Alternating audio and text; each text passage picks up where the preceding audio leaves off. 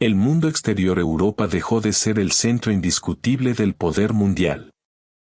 Durante siglos, las grandes potencias europeas habían dominado los asuntos internacionales, pero tras la Primera Guerra Mundial ese equilibrio comenzó a cambiar de forma irreversible. Ya en el siglo XIX, algunos pensadores habían anticipado este desplazamiento del poder. Señalaban que la hegemonía europea sería reemplazada por dos grandes potencias emergentes, Estados Unidos y Rusia. Ambas naciones, por su extensión territorial, sus recursos y su proyección, estaban destinadas a influir en el destino de una gran parte del mundo. La Primera Guerra Mundial aceleró este proceso. Estados Unidos salió del conflicto convertido en la principal potencia económica, mientras que Rusia, tras la Revolución de Octubre, se transformó en el centro de una nueva ideología con aspiraciones globales. Sin embargo, la transición no fue inmediata. Durante un tiempo, Europa mantuvo una apariencia de control, aunque sus bases ya estaban debilitadas. Las potencias europeas habían quedado exhaustas, y su capacidad para sostener su dominio internacional disminuía progresivamente. Este cambio no se limitó a Europa. Sus efectos comenzaron a sentirse en el resto del mundo. En Asia, surgieron movimientos revolucionarios que buscaban transformar las estructuras existentes. En Oriente Medio, el final de los grandes imperios abrió paso a nuevas configuraciones políticas. En las colonias, especialmente en las más pobladas como India e Indonesia, comenzaron a desarrollarse movimientos nacionalistas. Inicialmente impulsados por sectores moderados, estos movimientos evolucionaron hacia demandas más firmes de independencia. Por primera vez, amplias masas de población reclamaban el derecho a decidir su propio destino. Al mismo tiempo, dentro del Imperio Británico, se produjeron cambios significativos. Los dominios, como Canadá, Australia, Nueva Zelanda y Sudáfrica, comenzaron a adquirir mayor autonomía. Aunque seguían vinculados a la corona, su participación en la guerra y su desarrollo político fortalecieron sus aspiraciones de autogobierno. La creación de estructuras como la Commonwealth reflejaba esta transformación. Ya no se trataba de un control directo, sino de una asociación más flexible entre territorios con distintos niveles de independencia, unidos por intereses comunes y vínculos históricos. En Asia y el Pacífico, el ascenso de Japón añadió una nueva dimensión al equilibrio internacional. Su expansión y su creciente poder militar generaron preocupación en otras regiones, especialmente en territorios cercanos como Australia y Nueva Zelanda, que comenzaron a replantearse su posición estratégica. De este modo, el mundo entraba en una nueva etapa. El poder dejaba de concentrarse exclusivamente en Europa y se distribuía en un sistema más amplio y complejo. Las tensiones ya no eran únicamente europeas, sino globales. El antiguo orden estaba desapareciendo.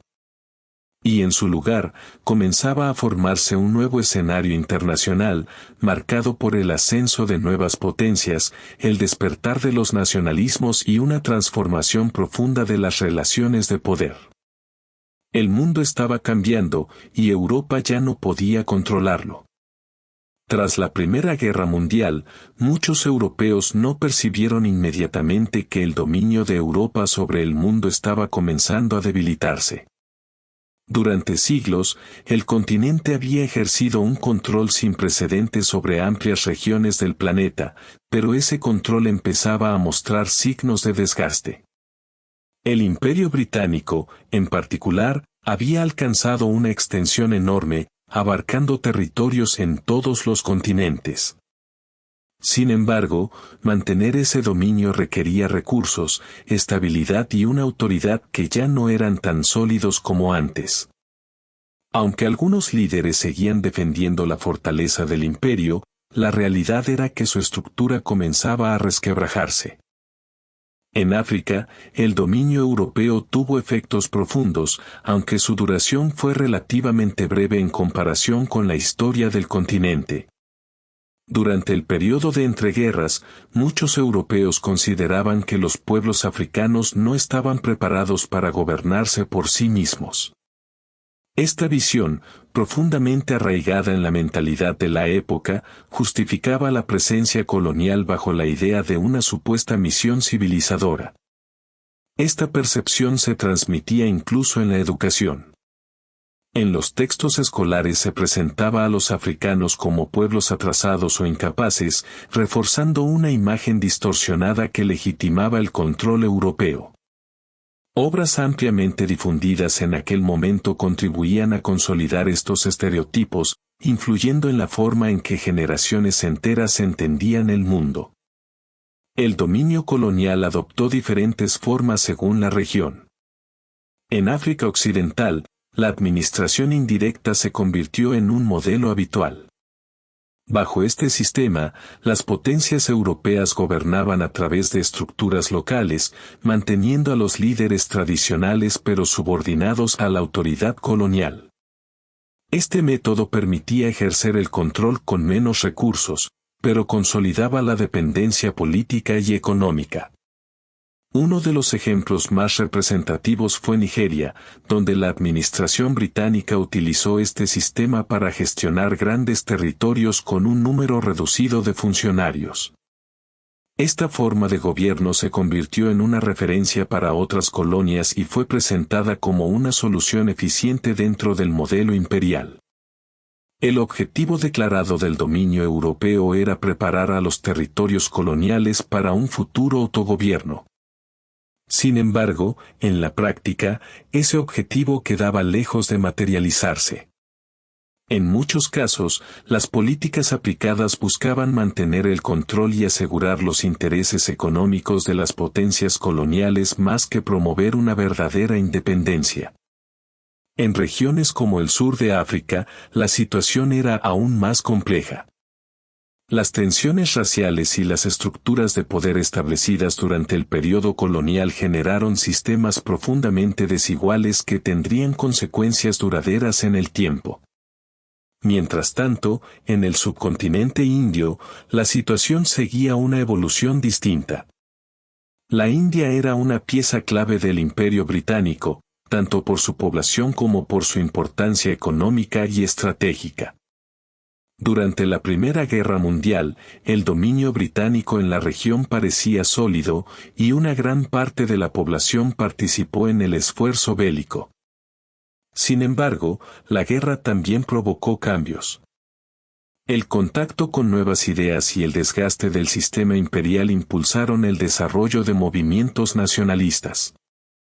Estos movimientos comenzaron a cuestionar el dominio británico y a reclamar una mayor autonomía, sentando las bases de un proceso que se intensificaría en las décadas siguientes. A medida que avanzaba el periodo de entreguerras, el equilibrio global continuaba transformándose. El dominio europeo ya no era incuestionable, y en distintas partes del mundo surgían fuerzas que desafiaban el orden establecido.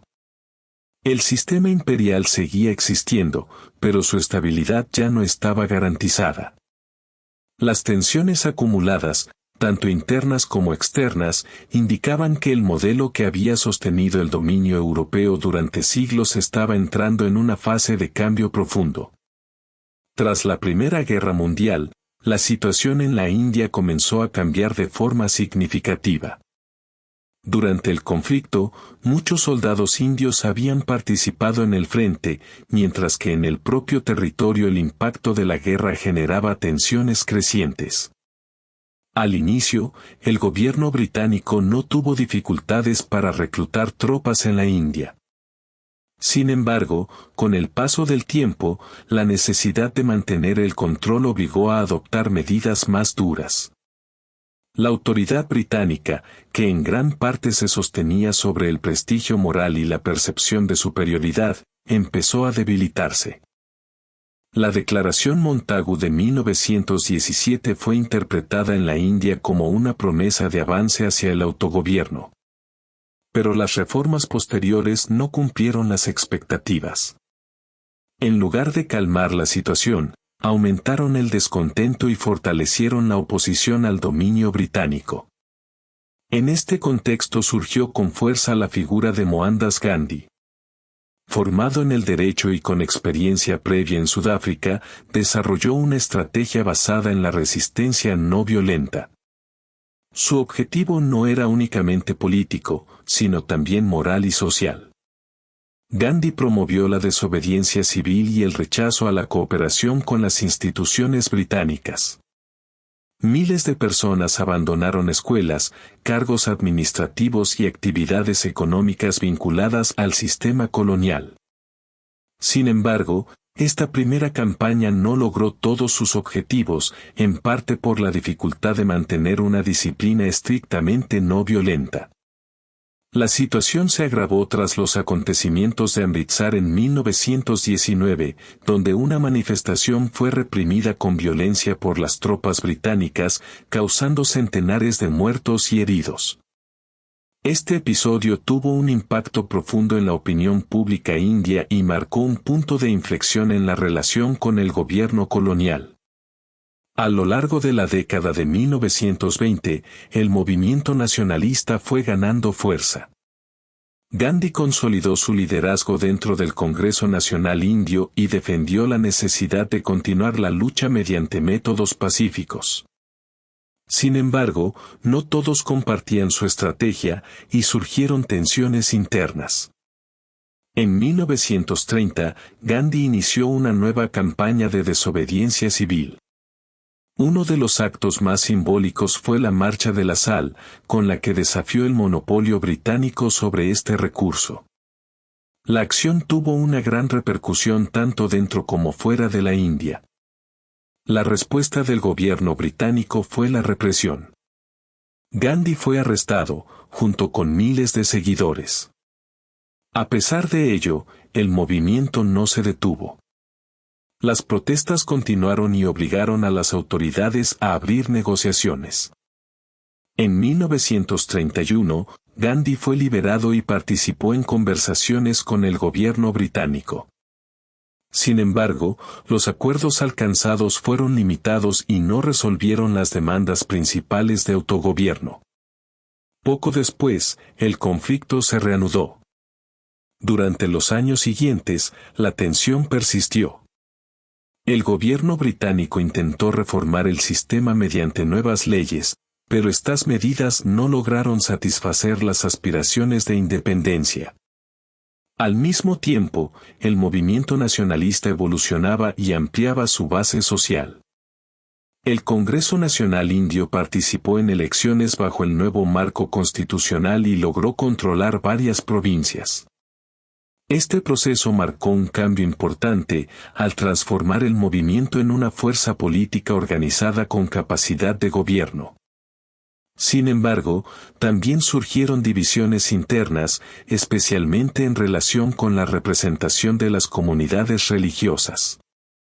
Las tensiones entre hindúes y musulmanes comenzaron a intensificarse, complicando aún más el escenario político. A medida que avanzaba la década de 1930, la situación en la India reflejaba las contradicciones del sistema colonial. Por un lado, el control británico seguía siendo efectivo. Por otro, el impulso hacia la independencia era cada vez más fuerte. El dominio británico se mantenía, pero su estabilidad era cada vez más frágil. La India se había convertido en uno de los principales focos de transformación del orden imperial.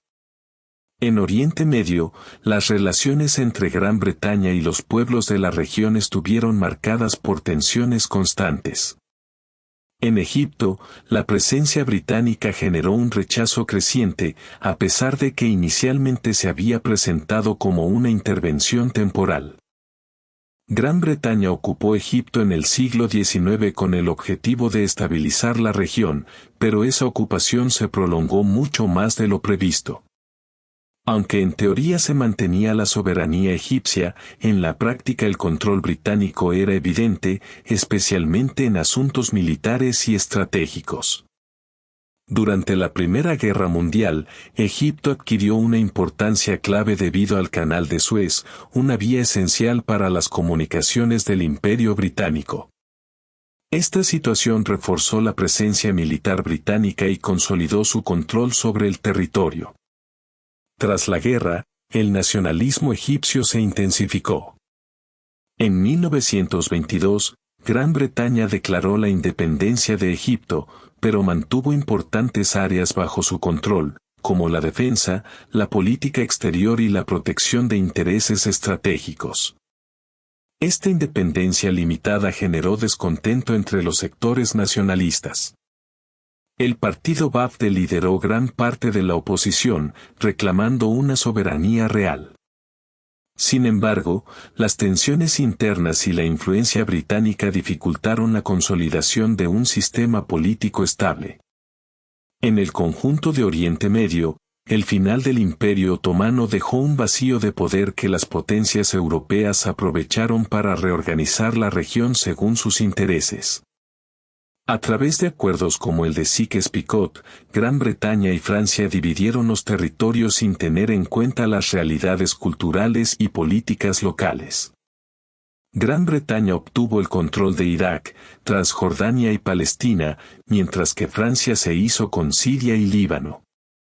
Aunque estos territorios no fueron formalmente colonias, quedaron bajo un sistema de mandato que otorgaba a las potencias europeas un control efectivo sobre su administración. En Irak, Gran Bretaña enfrentó una fuerte resistencia. En 1922 logró mantener el control tras sofocar una revuelta, utilizando por primera vez el poder aéreo como herramienta de dominio. Este método marcó un cambio en la forma de ejercer el control imperial. En Palestina, la situación fue especialmente compleja. Gran Bretaña había prometido la creación de un hogar nacional judío, al mismo tiempo que garantizaba los derechos de la población árabe, que constituía la mayoría. Esta contradicción generó tensiones crecientes entre ambas comunidades. Las políticas británicas en la región no lograron estabilizar el territorio. Al contrario, contribuyeron a crear conflictos que se intensificarían en las décadas siguientes. En conjunto, Oriente Medio se convirtió en un escenario clave de la transformación del orden internacional. El dominio europeo persistía, pero cada vez encontraba mayor resistencia y enfrentaba desafíos más complejos. El control ya no era absoluto. Y el equilibrio que las potencias intentaban imponer comenzaba a desmoronarse. En Oriente Medio, las relaciones entre Gran Bretaña y los pueblos de la región estuvieron marcadas por tensiones constantes. En Egipto, la presencia británica generó un rechazo creciente, a pesar de que inicialmente se había presentado como una intervención temporal. Gran Bretaña ocupó Egipto en el siglo XIX con el objetivo de estabilizar la región, pero esa ocupación se prolongó mucho más de lo previsto. Aunque en teoría se mantenía la soberanía egipcia, en la práctica el control británico era evidente, especialmente en asuntos militares y estratégicos. Durante la Primera Guerra Mundial, Egipto adquirió una importancia clave debido al Canal de Suez, una vía esencial para las comunicaciones del Imperio Británico. Esta situación reforzó la presencia militar británica y consolidó su control sobre el territorio. Tras la guerra, el nacionalismo egipcio se intensificó. En 1922, Gran Bretaña declaró la independencia de Egipto, pero mantuvo importantes áreas bajo su control, como la defensa, la política exterior y la protección de intereses estratégicos. Esta independencia limitada generó descontento entre los sectores nacionalistas.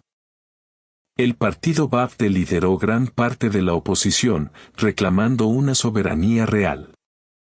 Sin embargo, las tensiones internas y la influencia británica dificultaron la consolidación de un sistema político estable. En el conjunto de Oriente Medio, el final del Imperio Otomano dejó un vacío de poder que las potencias europeas aprovecharon para reorganizar la región según sus intereses. A través de acuerdos como el de Sykes-Picot, Gran Bretaña y Francia dividieron los territorios sin tener en cuenta las realidades culturales y políticas locales. Gran Bretaña obtuvo el control de Irak, Transjordania y Palestina, mientras que Francia se hizo con Siria y Líbano. Aunque estos territorios no fueron formalmente colonias, quedaron bajo un sistema de mandato que otorgaba a las potencias europeas un control efectivo sobre su administración. En Irak, Gran Bretaña enfrentó una fuerte resistencia. En 1922 logró mantener el control tras sofocar una revuelta, utilizando por primera vez el poder aéreo como herramienta de dominio. Este método marcó un cambio en la forma de ejercer el control imperial. En Palestina, la situación fue especialmente compleja. Gran Bretaña había prometido la creación de un hogar nacional judío, al mismo tiempo que garantizaba los derechos de la población árabe, que constituía la mayoría. Esta contradicción generó tensiones crecientes entre ambas comunidades. Las políticas británicas en la región no lograron estabilizar el territorio. Al contrario, contribuyeron a crear conflictos que se intensificarían en las décadas siguientes. En conjunto, Oriente Medio se convirtió en un escenario clave de la transformación del orden internacional. El dominio europeo persistía, pero cada vez encontraba mayor resistencia y enfrentaba desafíos más complejos. El control ya no era absoluto. Y el equilibrio que las potencias intentaban imponer comenzaba a desmoronarse.